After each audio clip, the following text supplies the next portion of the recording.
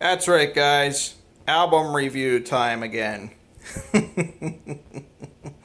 I know what you're thinking. You see a piece of paper on the kitchen table here, and you think, "Oh, gee, Dave, you've lost your mind." Well, not quite. I still have some sanity left. But I like to have fun once in a while. So before I pull the piece of paper off, that's sitting over top of the CD jewel case with the CD, you know, let's see if, we'll go through, we'll put some facts out there and see if you guys can figure out what this album is underneath of here. So, just a little brief little story here, if you will. The year is 1989. Tommy Shaw had many, many years of success with the band Styx. Also, some success as a solo artist. Jack Blades had many, many years of success through the 1980s with the band Night Ranger and had many hits.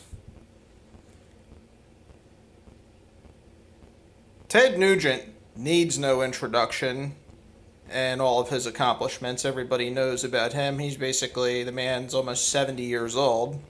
He's been playing guitar almost his entire life, and he kind of got his start professionally with the Amboy Dukes, and then had many, many years as a successful solo artist. Ted rocks.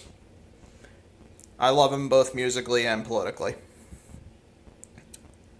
Nice to know there's a guy out there that's not afraid to be conservative, who has a voice, and he's not afraid to say what he feels.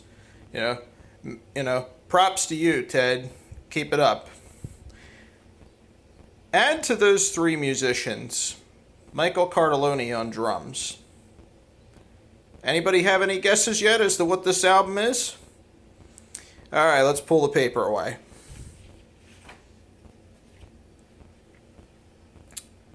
You have this great band here called Damn Yankees. This is their self-titled debut. Was released in 1990. It had many hits, Coming of Age, High Enough, among others. This album's really, really great. I wish they had come along a little sooner than they did, because they kind of caught the tail end of the glam rock hair band era, if you will, with like the Winger and the Slaughterers and the Poison and all that stuff.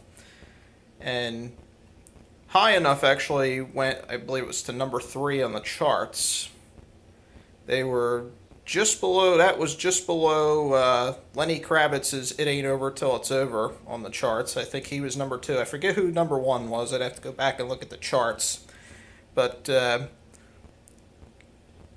this album, really, it rocked. I mean, so basically, again, plastic CD jewel case, just like in my Def Leppard video. This is one that I got from a music club that I belonged to about 20 years ago. Kind of a basic, not a whole lot in here in the booklet. You get a little booklet, and then the disc. This thing's seen a lot of play. It's still in good condition, but obviously it's seen a lot of play. The red up here is showing some signs of wear. The disc is 20 years old, guys.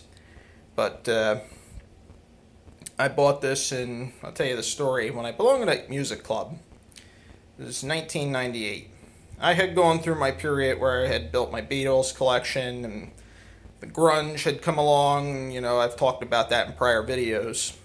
But 1998 rolled along, and I saw, what was it? I think VH1 was doing that show, what they call it, Behind the Music or something. And I saw Ted Nugent, the one they did about Ted. And I'm watching through and thinking, yeah, I remember this guy, Cat Scratch Fever and everything.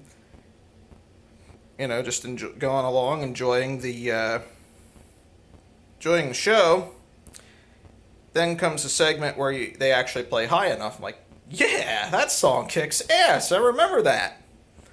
Remember it well. I remember seeing the video on MTV the first time.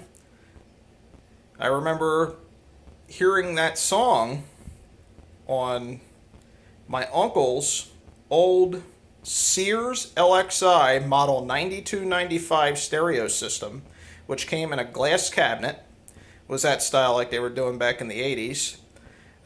Two tower speakers with 12-inch woofers. They were a ported design, and it was a setup. Those of you that remember Sears and the LXI brand, actually, in that time, Sanyo was actually making the stuff for Sears and putting the LXI brand name on it. But yeah, that was my first experience actually hearing high enough on a half-decent sounding stereo at 100 watts per channel. And right then and there, I knew I loved the song, and I had to listen to the album. And, you know, Coming of Age, you know, Pile Driver, all these songs on this album are great. You know, here's the back, right here. Nice shot of them. Here's all your tracks. Bad Reputation's a good song. You know, everything on here is pretty darn good. But the ones I mentioned are the ones, my favorites, that I listen to most. Mystified's a good song, too. So definitely, I give this one 5 stars. I love it. I love Damn Yankees. I really wish the guys would get back together and do another album. I know that, you know, they all still got it. They're getting, you know, everybody's getting a little older, but they all still got it. You know, Tommy, you know what, the guy's got a set of pipes. He can sing. You know, he really, truly is just a strong singing voice. You know, and him and Jack get together and sing. It's music to my ears. Those guys still got it. I don't care how old they get. They're still going to have it. You know, Ted, he's been a hell of a guitar player all of his life. Michael Cardelloni is excellent on the drums. And with those 4 guys together, you know, they came along a little late in an era with this sound of music, but I'll tell you what, who cares? This thing, I am proud that it's been in my collection for over 2 decades now. I love it. I will not part with this album. You know, 4 of my favorites there. I really enjoy this, and the second album, Don't Tread, was actually a great album too.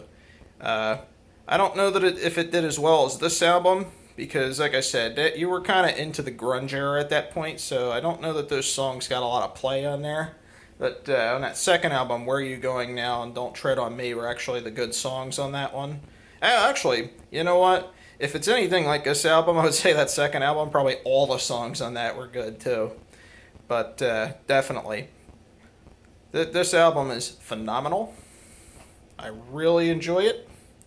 And, you know, any of you like music from that period, from like the late 80s, like your Poisons, Slaughters, Warrants, that kind of stuff. Yeah, I don't know if you could really consider these guys a hair band. They kind of were, you know, they did this album towards the end of that era. But, you know, maybe more of like a ARO, what they call it, AOR, album-oriented rock type band, or a super group.